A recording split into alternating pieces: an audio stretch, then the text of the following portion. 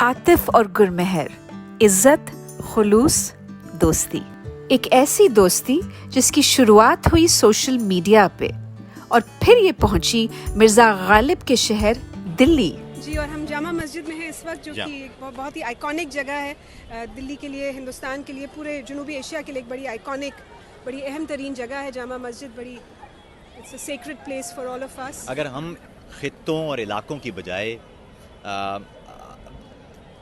अपने अंदर मौजूद जो फ़र्क है उसको पैमाना बनाने की बजाय हमारे अंदर बहुत सारी जो मुश्तरका अक़दार होती हैं उनको, और कोई और कद्र मुश्तरक हो या ना हो, इंसानियत की एक कद्र तो बुनियादी तौर पर हम सब में मुश्तरक है, उसकी बुनियाद पर अगर हम चीज़ें देखें तो हमारे बहुत सारे मसाइल हल हो जाएंगे। तुम सिर्फ तुम ही तुम हो तो क्या तुम हो, हम सिर्फ हम ही हम हैं तो क्या हम हैं। तो जो संगम से, जो आमेज़िश से एक खूबसूरती आती है, ठीक है, एक तरह के pure, so called pure culture की भी एक खूबसूरती, उसकी भी एक पाकीज़गी है, लेकिन एक खूबसूरती है जो संगम से ही आती है, जो आमेज़िश से ही आती है।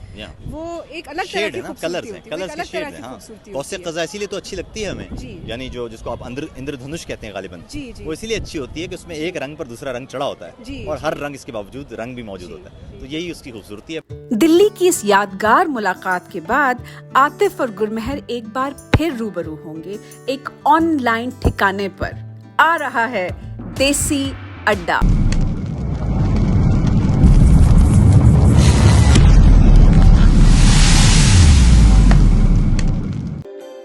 संगियों, साथियों, दोस्तों, मुझे कहते हैं आतिफ तौक़ीर। आप तमाम दोस्तों को आदाब अर्ज़। पाकिस्तान, हिंदुस्तान और दुनिया भर में जहाँ भी उर्दू और हिंदी यानी हिंदुस्तानी बोली जाती है, समझी जाती है, सभी को मेरी जानिब से आदाब। देसी अड्डा के साथ हम आपके सामने एक दफ़ा फिर, और मेरे साथ हमेशा की तरह मौजूद हैं गुरमेहर कौर।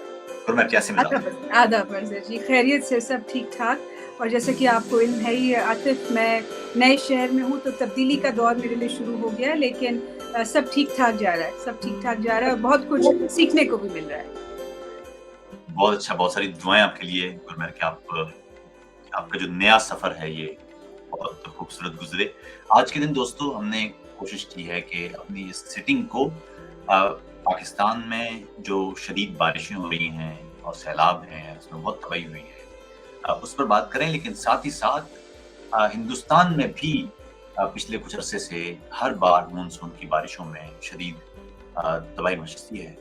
तो हम इस पर भी मजमूई तौर पर बात करेंगे कि क्या ऐसे इक़दाम हो सकते हैं, क्या ऐसे काम हो सकते हैं कि नुकसान को, और ख़ास तौर पर जानी नुकसान को, उससे बचा जा सके। मैं सिर्फ आपको अगर इब्तिदा में दिखा पाऊँ कि क्या तबाहियाँ या तबाही की शिद्दत कैसी है, तो इस वक्त हालात ये हैं कि पाकिस्तान का तकरीबन 55% हिस्सा, यानी 55% of total area of Pakistan, ये जो आप लाल रंग देख रहे हैं, ये सब वो है जो बारिशों से बुरी तरह से मुतासिर हुआ है। पाकिस्तान का ऑलमोस्ट 43% बलोचिस्तान है, और बलोचिस्तान का सिर्फ 2 ज़िले बाकी बचे हैं, एक तुर्बत का ज़िला गालिबन और एक मकरान का ज़िला। ये 2 डिस्ट्रिक्ट्स हैं जो बारिश से तबाह नहीं हुए। बाकी पूरे का पूरा बलोचिस्तान इस वक्त बुरी तरह से मुतासिर हुआ है। इसी तरह सिंध के बहुत सारे इलाके हैं जो बुरी तरह से मुतासिर हुए हैं। साउथ पंजाब भी मुतासिर हुआ है, और इसी तरह KPK यानी खैबर पख्तूनख्वा के इलाके भी बुरी तरह से मुतासिर हुए हैं। इस वक्त तक करीब 1200 लोग उनकी हलाकत हो चुकी है। कई डैम्स टूट चुके हैं, कई नदियां वापे से बाहर हो चुकी हैं, कई देहात बह चुके हैं, हजारों देहात बह चुके हैं, लाखों घर वो तबाह हो चुके हैं। और इस वक्त जो UN की वेबसाइट बता रही है वो है कि जो मजमूई तौर पर घर, जो कंफर्म घर टूट गए हैं या तबाह हो गए हैं, वो कोई करीब 7 लाख घर हैं, यानी 1 मिलियन के करीब तो ये घर हैं। उसी तरह यानी जो डैम्स हैं वो उनको नुकसान हुआ है, और बेशुमार घर जो हैं वो उनको जुज़वी तौर पर या थोड़ा नुकसान हुआ है, लेकिन उनको भी ठीक करने की उनके ऊपर भी बहुत सारी अखराजात आएंगे आगे। अभी फ़िलहाल तो रेस्क्यू का ऑपरेशन चल रहे हैं। बहुत सारी जगहों पर हमारे दोस्त वो खुराक पहुंचाने की कोशिश कर रहे हैं। अद्वियात की बहुत जगह पर किल्लत है, कमी है। उसी तरह खेमे और टेंट्स ये दरकार हैं। बेशुमार लोग बगैर इस वक़्त छत के हैं। कल की रात हर 7वां पाकिस्तानी वो बगैर छत के उसको रात गुज़ारना पड़ी थी। तो इससे अंदाज़ा लगाइए कि किस मैग्नीट्यूड का ये डिज़ास्टर है।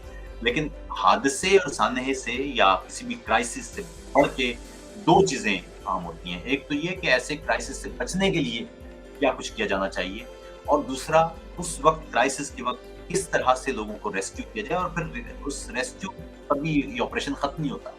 जब ये बारिशें खत्म हो जाएँगी, पानी उतर जाएगा, तो फिर अगला मरहला, अगला राउंड, अगला स्टेप होगा कि लाखों लोग जो घर खो चुके हैं, उनके घरों को कैसे दोबारा से बसाना है। जो लोकल इकोनॉमी है, माल मवेशी ये सब तबाह हो गए हैं। खड़ी फसलें, कपास और गंदम, ये फसलें जो थी ये बर्बाद हुई हैं। इनको कैसे देखा जाएगा? ये सब कुछ हमने हमने हमने अगले कुछ दिनों में हम देख रहे होंगे। और फिर उससे भी आगे बढ़ के जो तीसरा या सबसे आम चीज़ है वो ये कि लॉन्ग टर्म बेसिस पे वो क्या कुछ किया जाना चाहिए कि जो डेथ्स हैं या जो नुकसान है वो कम से कम हो। मिसाल के तौर पर वार्निंग सिस्टम का कोई ऐसा निज़ाम होना चाहिए था। कुछ दोस्तों ने कल बताया कि क्वेटा के करीब जो बंद है, उसके टूटने से मुताल्लिक जो वार्निंग दी गई वो रात को 12:30 बजे के करीब दी गई, जबकि लोग नहीं जाग रहे थे, सो रहे थे। तो उनको बताया गया कि आप फौरन निकल जाएं क्योंकि ये तो डैम टूट जाएगा। तो ये इसका मतलब है कि कहीं न कहीं सुगम मौजूद है, कहीं न कहीं खराबी मौजूद है। गुरमेहर, आप बताइए कि हिंदुस्तान में भी मॉनसून की तरफ जब बारिशें होती हैं तो बड़ी शदीद हम देखते रहे हैं पिछले कुछ अरसे में, कितना शदीद नुकसान हुआ है। क्या ऐसे ही सूरत-ए-हाल है वहाँ पर भी, या वहाँ कुछ हालात बेहतर है? जी, आतिफ़, बड़ा मुनासिब सवाल, क्योंकि हम दोनों मेरे ख़्याल से हिंदुस्तान, पाकिस्तान, मेरा तो मानना है कि बिरादर ममालिक हैं, हमसाया ममालिक तो हैं ही, इस पे तो कोई दो राय नहीं हो सकती। तो और हमसाया ममालिक होने की वजह से हमारी जो सरहद क्योंकि जुड़ी हुई है, तो हवाएँ तो सरहद से नहीं रुकती, बारिशें तो सरहद से नहीं रुकती, दरिया, पानी और ये तमाम तर चीज़ें, ज़लज़ला जो है एक सरहद पे जाके ख़त्म नहीं हो जाता। तो हमारी तकदीरें इस लिहाज से कई मायनों में जुड़ी हुई हैं। और एक बात मैं आगे बढ़ने से पहले कहना चाहूँगी कि गए साल में हम सब जानते हैं, दुनिया जानती है कि हिंदुस्तान पे कोविड की वबा उसने कहर बर्पा किया था। और हमें याद है कि किस तरह से पाकिस्तानी अवाम जो थे, उन्हें ज़ाहिर है दिल से उन्हें बुरा लगा, दुःख हुआ, और उनकी दुआएं हमारे साथ थीं, और कई तरह से ज़ाती तौर पे, स्टेट लेवल पे भी मदद करने की कोशिश की गई। ये अलग बात है कि सियासत आड़े आई, लेकिन जो पाकिस्तानी लोगों ने हमारा साथ दिया, क्योंकि मैं दुआओं को भी बहुत बड़ी बात मानती हूँ, और ज़ाती तौर पे मदद भी की अपने जो दोस्त हैं, रिश्तेदार हैं सरहद पार, तो वो हम भूले नहीं हैं। और इससे मुझे बाबा नानक के भी अल्फाज याद आते हैं कि नानक दुखिया सब संसार, यानी दुख, सानहे और इस तरह की चीज़ें, इनसे कोई बचता नहीं है।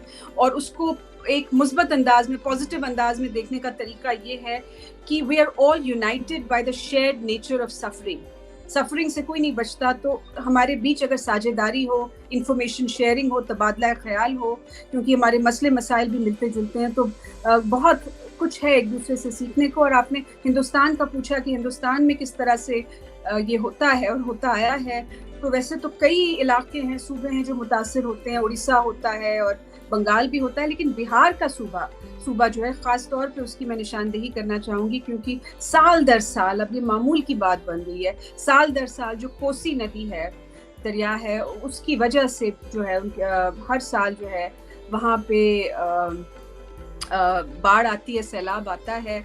और वैसे ही आप लोग जानते हैं, सभी जानते हैं कि बिहार का जो सूबा है वहाँ वैसे ही गुर्बत बहुत है, वैसे ही बहुत बदहाली है, तो कोई सेफ्टी नेट लोगों के लिए है ही नहीं। अगर गिरते हैं तो इट्स अ फ्री फॉल, कोई सेफ्टी नेट आम तौर पे भी नहीं है। और जब ऐसी बदहाली हो, सैलाब आए, इस तरह से कहर बर्पा हो, तो बहुत तबाही के मनाजिर हम हर साल देखते हैं। और ये जो आपने भी कहा, बड़ी दुरुस्त बात कि इस वक्त रिलीफ और रेस्क्यू की ज़रूरत है, जाहिर है फौरी तौर पे तो वो चाहिए, लेकिन हमें ये भी देखना है कि लॉन्ग टर्म हम क्या करेंगे, आगे हम क्या करेंगे ताकि आइंदा ऐसा ना हो।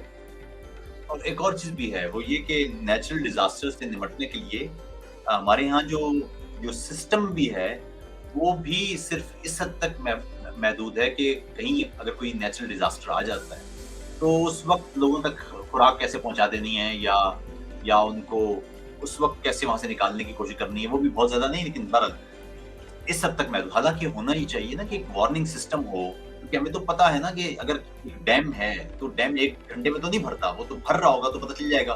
फिर जी अगर पीछे प्रेडिक्शन है मजीद बारिशों की, तो आपको पता होगा कि हाईली लाइकली ये डैम टूट सकता है, इसकी गुंजाइश से ज्यादा पानी हो जाएगा। तो ये तो मेरे ख्याल में हम अगर 21वीं सदी में ये भी काम नहीं कर सकते, और अब जबकि हर शख्स के पास मोबाइल फोन मौजूद है, कम्युनिकेशन का एक पूरा सिस्टम मौजूद है, बहुत आसानी से न्यूज पहुंच सकती है नीचे तक, फिर तो ये मेरे ख्याल में ऐसा ना करना एक तरह से क्रिमिनल नेग्लिजेंस जी है, जी क्योंकि जी ये तो जिंदगी बचाई जा सकती थी। तो बिल्कुल आपको क्या लगता है कि क्या हमारे यहाँ ऐसे सिस्टम होने चाहिए? देखें ना, सुनामी का पैसिफिक खित्ते में एक सुनामी का एक सिस्टम है, वार्निंग सिस्टम। एक दफा 2004 में जब वो आई थी, सुनामी आई थी, तो उसके बाद एक सिस्टम बना दिया गया था। उसके बाद से लेकर अब तक जब भी समुद्र में ये जो जल्जला है, भूकंप है, ये आता है, तो फौरन ही बता दिया जाता है कि इससे सुनामी आ सकती है, नहीं आ सकती है, कहाँ हिट हो सकती है। अगले कुछ ही मिनट में पूरी की पूरी इंफॉर्मेशन पहुंच जाती है। क्या हमारे यहाँ ऐसा सिस्टम नहीं बन सकता? जी, जी, बिल्कुल। और वही बात कि वो हमारे मसले मिलते-जुलते हैं, तो हिंदुस्तान में भी इसकी सख्त ज़रूरत है। हर साल यही होता है कि मतलब बहाने दिए जाते हैं और ये तमाम तर चीज़ें। और इसमें कई बातें कि एक तो ये कि कुछ इलाके ऐसे हैं जो रिहायशी होने ही नहीं चाहिए। वो रिहाइश के लायक ही नहीं है, क्योंकि वहाँ पे एक तो ज़मीन जो है, सॉइल इरोजन बहुत हो चुका है, और ज़मीन जो है पुख्ता नहीं है, ढीली-ढाली सी है, तो वो ज़रा सी भी बारिश होती है वो ढह जाती है, मकान टूटते हैं। और किसी का भी घर, जो हमने मनाज़िर देखे पाकिस्तान से भी आते हुए, दिल दहलाने वाले, और लोगों के घर, उनकी उनकी तमन्नाएँ, उनके अरमान, उनका साज़ो-सामान, उनकी यादें, और उनके उनके जो उनकी उनके सर पे छत थी, जो उनका घर था। घर अपने आप में एक मुकम्मल लफ्ज़ है कि इट सिग्निफाइज सो मच। तो उसका ढह जाना, बह जाना अपनी नज़रों के सामने, it's a travesty, it's a tragedy, it's a scandal. तो ये तमाम तर बातें हैं। कल जो एक अजीबो-गरीब, I wasn't even able to digest that news कि केपीके में, कोहिस्तान के इलाके में 5 दोस्त थे या भाई थे। वो एक रॉक पर जाके, वो जब जब पानी के रेले आना शुरू हुए, जी। तो वो एक रॉक पे उन्होंने अपने आप को छुपाने की कोशिश की, रुकने की कोशिश की, हुँ, और वो कई घंटों तक वहां पर खड़े रहे। कई हुँ। घंटों, कुछ लोग कह रहे हैं 4 घंटे, कुछ लोग कह रहे हैं 5 घंटे। वो 5 घंटों तक वहां पर थे, जी। और फिर इस बीच में वो लोकल, ये रस्सियां आप देख रहे हैं ना, रस्सियों के जरिए उनको निकालने की कोशिश करते हैं, लेकिन पानी बहुत ज्यादा था, और 5 घंटों के बाद फिर आखिरकार पानी के रेले उनको बहा के ले गए। लेकिन उनको बचाने के लिए कोई एक हेलीकॉप्टर तक मौजूद नहीं था कि जो जी। उनको बचा सकता। 5 घंटे तो बहुत होते हैं ना, 5 घंटे जी। तो यूरोप से भी कोई जहाज उड़ता तो पहुंच जाता 5 घंटों में। जी, जी। और तो कितने खौफज़दा वो रहे होंगे उस दौरान, कितने खौफज़दा रहे होंगे। आप इमेजिन कीजिए कि जी। ये कैसे हो सकता है। और उसके बाद फिर ये तो इम्पोर्टेंट नहीं है ना कि इस पे गवर्नमेंट का कसूर हो कि किसका कसूर है, लेकिन at the end of the day तो लोगों की जान चली गई। ये फलां का कसूर है, या फलां ने को उसके दूसरे पे इल्जाम लगा दिया और फलां ने उस इल्जाम को मानने से, ये तो एक अलग बहस है। लेकिन वो जो 5 लोग होंगे, इमेजिन करें उनकी जगह पर हम हैं, क्या होगा? ये आपको हर लम्हे मौत नजर आ रही होगी कि हम किसी भी लम्हे यहाँ से जा सकते हैं। जी, जी, ये बिल्कुल। और ये सिर्फ 5 अफराद की कहानी नहीं है, ये 5 अफराद की जगह कई कहानियां होंगी। ये तो कैमरे पर कैप्चर हो गई, कई जी। कहानियां होंगी जो खौफनाक चीजें बता रही हैं। मैं आपको बताऊं कि हमारे एक नकीबुल्लाह हैं, उन्होंने हम मुतबादिल पर जब से ये फ्लड्स आए हैं, मुतबादिल पे हम ये कोशिश कर रहे हैं कि लोग, यानी जो सिटीजन हैं, जो इस इलाके, किसी भी इलाके पे हैं, और वो वहाँ हम देख रहे हैं इस तरह के बाढ़, सैलाब, बारिशें, वो खुद अपने मोबाइल कैमरे से वीडियो या पिक्चर हमें भेजते हैं, और हम फिर मुतबादिल के जरिए उनको लोगों तक पहुंचाते हैं। क्योंकि बहुत सारे लोगों का, खासतौर पर बलूचिस्तान के लोगों का ये कहना था कि फोर्स डिसअपीयरेंसेस तो आप नहीं बोलते, आप लोग जो यहाँ लोगों को मार के फेंक देते हैं उस पर भी नहीं बोलते, हमारे लिए जो हमारे राइट्स की वायलेशन होती है उस पर भी नहीं बोलते। तो कम से कम इस पर तो बोलें। तो ये मेरे ख्याल में उनका ज़ाहिर है, ये पाकिस्तानी मीडिया से इनका शिकवा तो है और ये जी। जेन्युइन बात भी है। तो बहरहाल बहुत सारी ऐसी खबरें थी गुरमहर, जो इन जी। लोगों की वजह से हम तक पहुंची। और जी।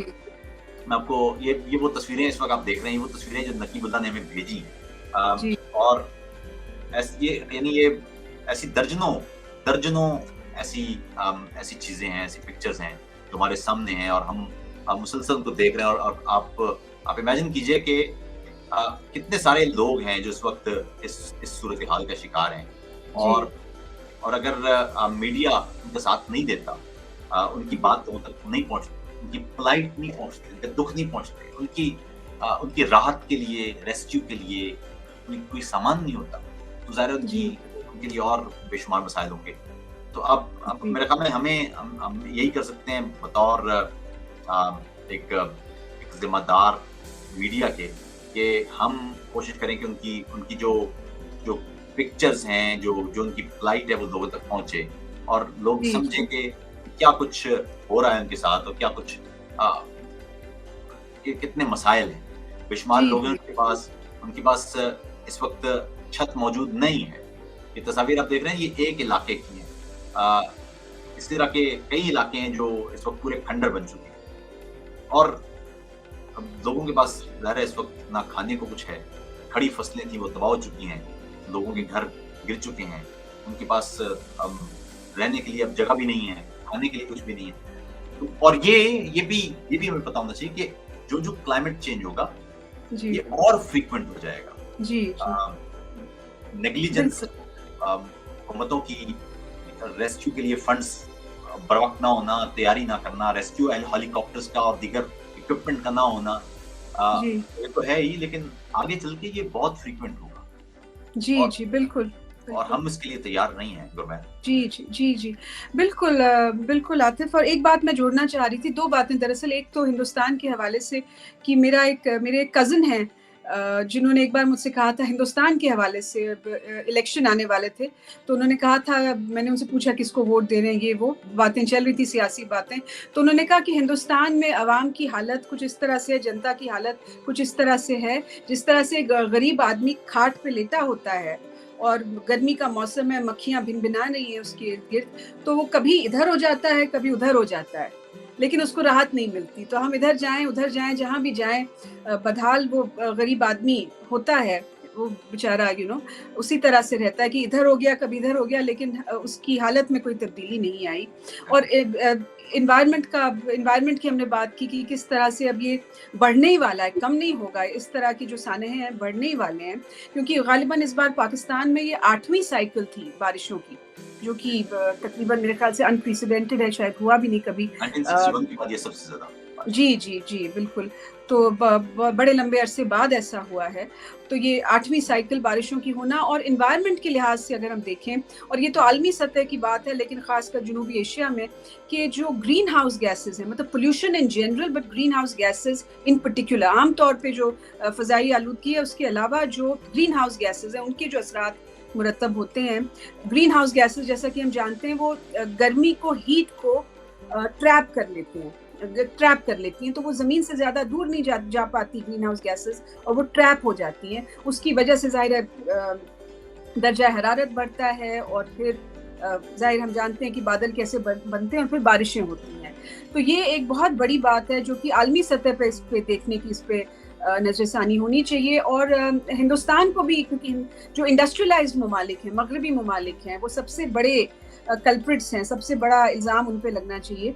कसूरवार वो हैं कि कितनी ग्रीन हाउस गैसेस वो इमिट करते हैं, और चीज़ों से भी, जो एयर कंडीशनिंग का जो इतना इस्तेमाल होता है, और छोटी-छोटी बातें, शावर में जिन्हें हम एक तरह से लग्जरीज़ हैं फर्स्ट वर्ल्ड की, तो शावर में इतना पानी इस्तेमाल होना, पानी ज़ाया होना, और इस तरह की चीज़ें जो होती हैं। और हिंदुस्तान को भी, चीन को भी अपने ज़हन दिल में झांकने की ज़रूरत है, जो कि करीबी ममालिक हैं, वहाँ पे भी इंडस्ट्रियलाइजेशन है।